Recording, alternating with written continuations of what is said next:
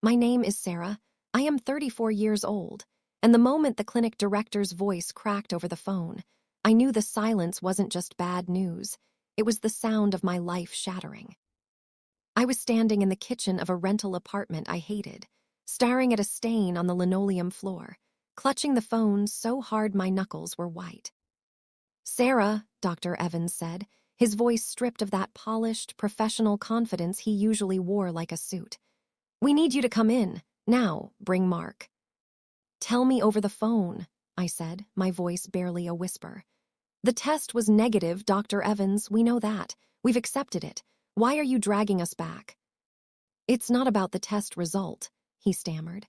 "There has been a catastrophic inventory error." My stomach dropped. Inventory error. "What does that mean?"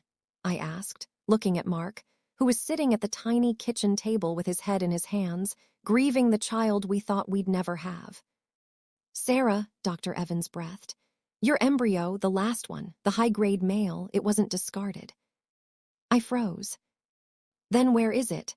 I screamed, startling Mark so bad he knocked his coffee mug over. "Where is my son?" The silence on the other end lasted 3 seconds, but it felt like a lifetime. "He was transferred," Dr. Evans whispered, "to another patient, and she is currently 6 weeks pregnant.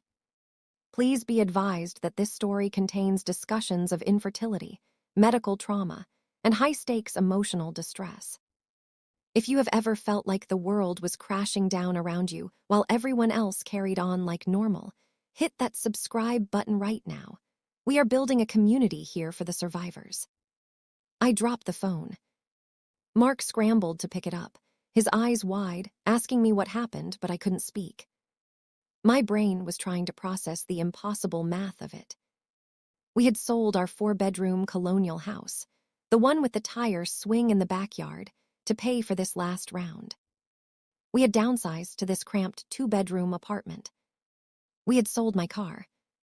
We had emptied our 401ks. All for that one vial, that one specific genetically tested perfect embryo, our last chance. And 2 weeks ago, they had called to tell me the transfer failed. But they hadn't transferred my embryo to me. They had transferred nothing, or someone else's failure. And somewhere in this city, a stranger was walking around with my biological child growing inside her, thinking it was hers. "We need to go," Mark said, grabbing his keys, his face pale as a sheet. "We need to go to the clinic, now." When we arrived, the waiting room was empty. They had cleared it for us. That's how you know it's bad. When a busy fertility clinic clears the schedule, you know you are walking into a nightmare. We were ushered into a conference room, not an exam room. There were 3 people there. Dr. Evans, the head nurse who looked like she had been crying, and a man in a sharp gray suit I had never seen before. "Please sit down," the suit said. "Where is she?" I demanded, remaining standing. "Who is she? I want her name. I want to know where my baby is." "Mrs. Miller, please," the suit said. "I am the legal counsel for the clinic. Due to HIPAA regulations and patient confidentiality, we cannot disclose the identity of the other patient." "You stole my child." I slammed my hands on the mahogany table. "You put my son inside a stranger. HIPAA doesn't cover kidnapping." "It was an accident," Dr. Evans said, his head in his hands. "The labels, the vials look identical. It was a chaotic morning. We are launching a full internal investigation." "I don't care about your investigation," Mark said, his voice low and dangerous. "Does she know? Does the woman know she's carrying a baby that isn't hers?" The lawyer and the doctor exchanged a look. That look chilled my blood. "No," the lawyer said. "She does not know. And at this stage, we believe it might be medically and psychologically safer to handle this quietly." "Quietly," I whispered. "What are you suggesting?" The lawyer slid a piece of paper across the table. It was a check. I didn't look at the amount. I just looked at his cold, dead eyes. "We are prepared to offer you a full refund of all your cycles, plus significant compensation for pain and suffering," he said smoothly. "In exchange, you sign a non-disclosure agreement. We will monitor the other patient's pregnancy. If the pregnancy results in a live birth, we can discuss custody arrangements then. But telling her now, it could cause her body to reject the pregnancy due to stress. It could cause a miscarriage. He was using my own fear against me. He was holding my baby hostage with a hypothetical miscarriage. If I sign this, I said, pointing to the paper, I can't tell her. Correct. And she thinks it's her baby. Correct. And if she decides to terminate, I asked, the word tasting like ash in my mouth. If she decides she doesn't want to be pregnant right now, do I get a say? The lawyer paused. No, it is her body. I looked at Mark. He was trembling. We aren't signing that, Mark said. If you don't, the lawyer said, his voice dropping an octave, this becomes a legal battle, and legal battles take years. By the time a judge hears this, that baby will be born, bonded, and living in another home. The law in this state favors the birth mother, Sarah. Biology doesn't always win. Possession is 9/10 of the law. I felt the room spinning. They had checkmated us. If we fought, we lost time. If we signed, we lost our voice. I need air, I said. I walked out of the conference room, down the hallway, past the photos of smiling Bobbies on the wall, Bobbies that belonged to the right parents. I went into the bathroom and locked the door. I sank to the floor and sobbed. How could this happen? How could a medical professional make a mistake this colossal? And then I heard a voice. Mrs. Miller. It came from the stall next to me. I froze. Who is that? It's Jessica, the voice whispered. I'm the nurse, the one who was in the room. I held my breath. I can't be seen talking to you, she whispered fast. They'll fire me, they'll sue me, but I can't sleep. I have 3 kids of my own, what they're doing is evil. I scrambled up and pressed my ear against the metal divider. Jessica, please, who is she? I can't tell you her name, she hissed. But she's a regular. She's been trying for 7 years. She owns a bakery on 4th Street, the one with the blue awning. She's there every morning at 5 a.m. Why are you telling me this? I asked, tears streaming down my face. Because, Jessica said, her voice breaking, if it were me, I'd burn this place to the ground. Then I heard the stall door open, and she was gone. I washed my face with cold water. I looked in the mirror. I looked like a ghost, but I didn't feel like a victim anymore. I walked back into the conference room. We need 24 hours to review the paperwork, I told the lawyer. Of course, he smiled, thinking he had won. Take the weekend. We walked out of the clinic, got into our rusty Honda, and drove in silence for 10 minutes. Where are we going? Mark asked. 4th Street, I said. We're going to get a donut. Mark looked at me, confused, and then he saw the fire in my eyes. He didn't ask another question. He just turned the wheel. We found the bakery. It had a blue awning, just like Jessica said. It was called Sweet Miracles. The irony made me want to vomit. We parked across the street. It was 2 p.m. on a Tuesday. The shop was quiet. Through the large glass window, I saw her. She was petite, with dark curly hair tied back in a messy bun. She was wiping down a counter, humming to herself. She stopped, put a hand on her stomach, and smiled. It was a smile of pure, unadulterated secret joy. She was touching my son. That's her, I whispered. How do you know? Mark asked. I just know. We sat there for 3 hours. We watched her close-up shop. We watched a man, her husband, presumably, come to pick her up. He kissed her, then he kissed her forehead, then he kissed her stomach. They looked so happy. We can't destroy them, Mark said softly. Sarah, look at them. They've been trying for 7 years. They think this is their miracle. It's not their miracle, I snapped, though my heart was breaking. It's ours. That child has my eyes. That child has your nose. That child has the genetic disorder my grandfather had that we need to test for. That child is us. So what do we do? Mark asked. Walk in there and say, hey, nice muffins, by the way, give me your baby. No, I said. We need proof. The lawyer said without proof, it's her body, her choice. We have no proof, Mark argued. The clinic has the records locked down. We need a DNA test, I said. Prenatal paternity test. It's non-invasive. Just a blood draw from the mother and a cheek swab from the alleged father. She's never going to agree to that, Mark said. Why would she? Because, I said, formulating a plan that was reckless and possibly illegal. We're going to make friends with her. Sarah, no, Mark said. That's stalking. It's parenting, I corrected him. For the next week, I became a regular at Sweet Miracles. I learned her name was Alina. I learned she was 38. I learned she had 4 miscarriages and 2 failed IVFs. This was her last embryo. Her lucky number 7, she called it. Every time she said it, I felt like I was stabbing her in the back. I drank her coffee. I ate her scones. I listened to her talk about nursery colors. I'm thinking yellow, she told me one rainy Tuesday. Neutral, we don't want to know the gender. I think it's a boy, I blurted out. She laughed. My husband thinks so too. Do you have kids, Sarah? The question hung in the air like a guillotine. I'm working on it, I said. Don't give up, she said, reaching across the counter and squeezing my hand. Her hand was warm. It took us a lifetime, but miracles happen, you just have to trust the universe. I looked at her hand on mine, the hand that would hold my baby's bottle, the hand that would change his diapers.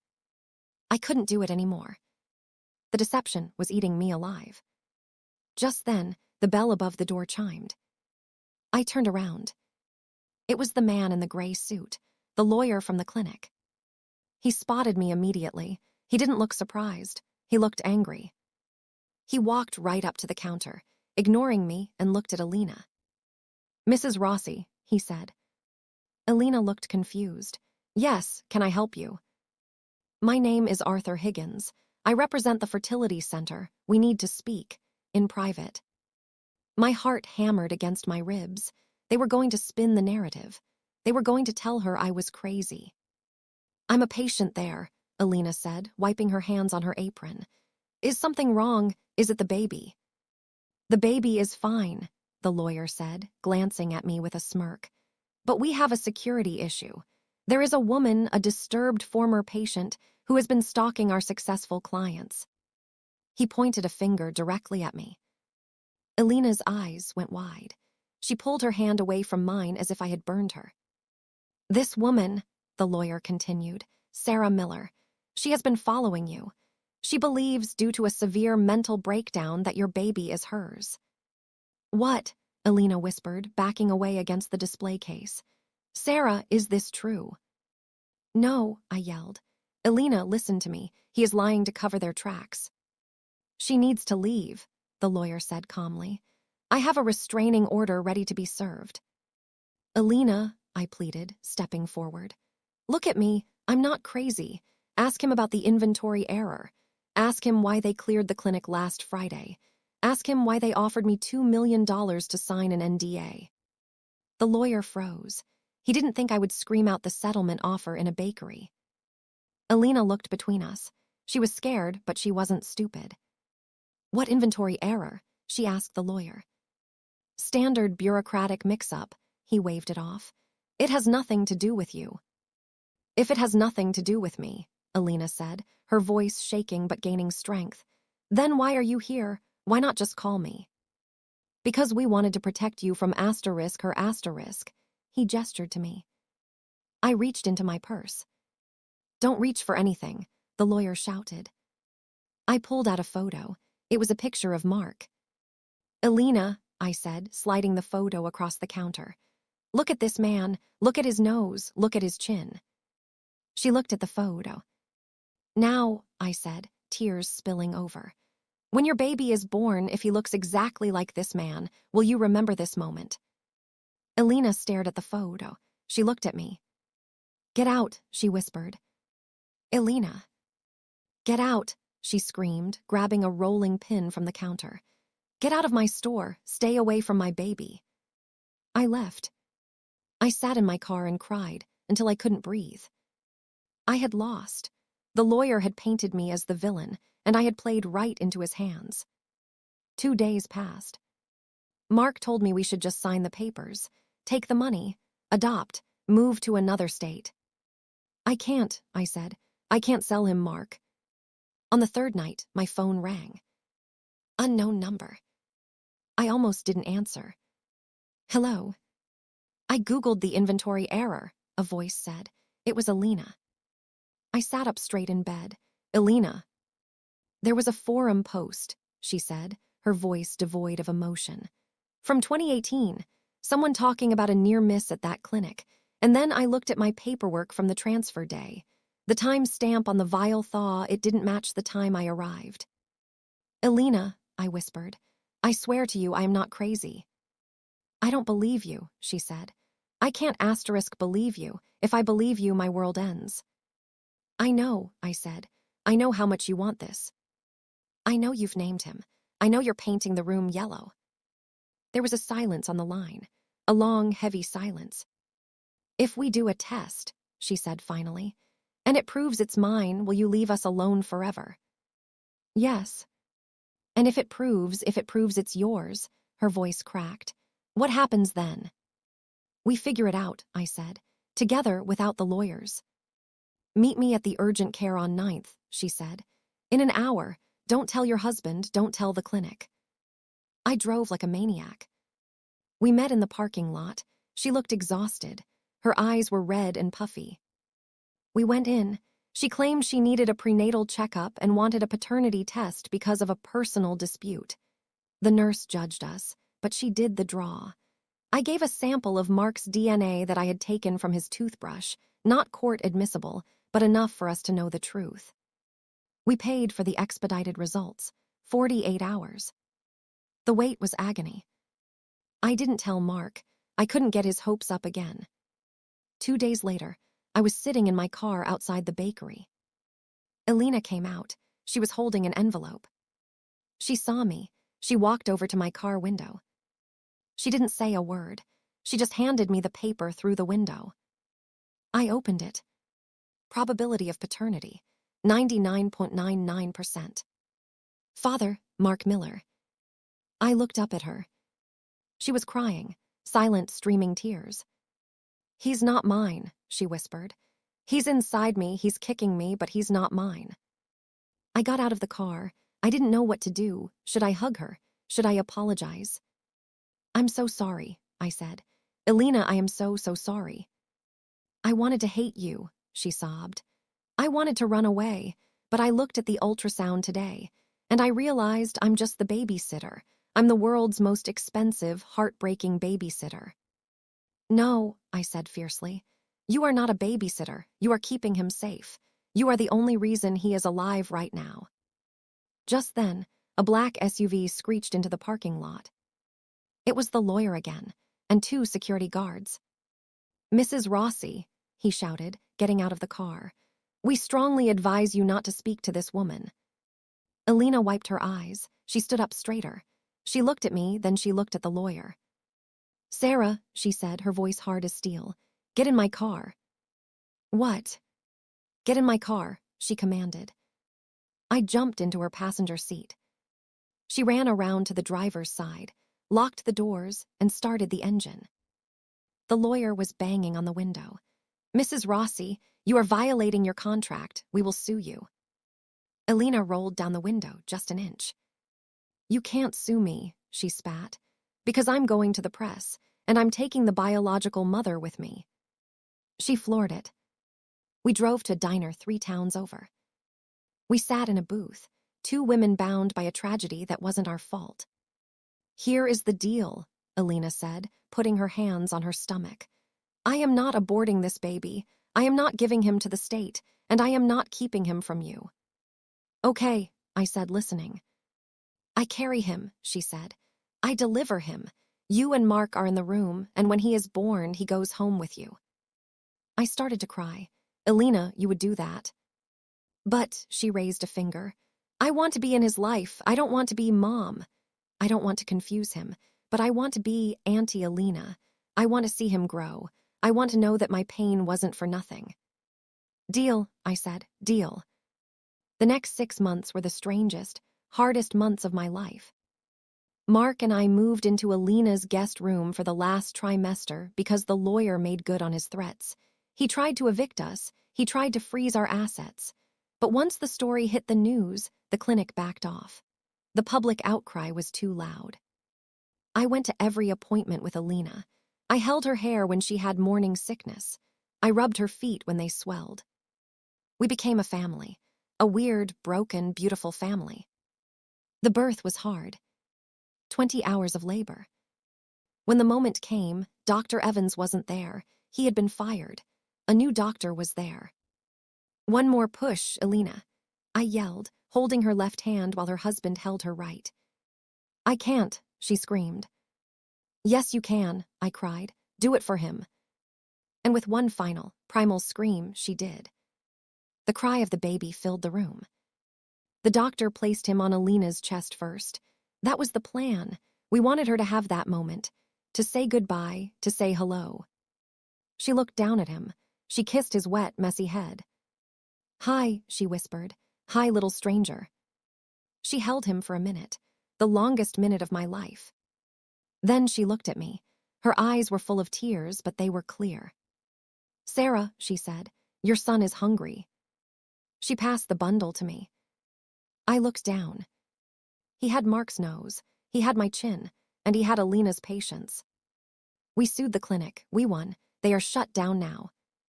We used the settlement money to open a foundation for fertility fraud victims.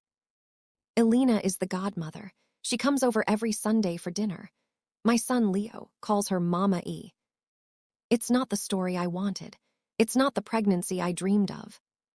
I missed the kicks. I missed the glow. I have a son, but I don't have the stretch marks to prove it. But I have a sister. I have a woman who loved my child enough to give him back. Sometimes the journey to motherhood isn't a straight line. Sometimes it's a car crash. But if you can crawl out of the wreckage, you might just find that family isn't just about blood.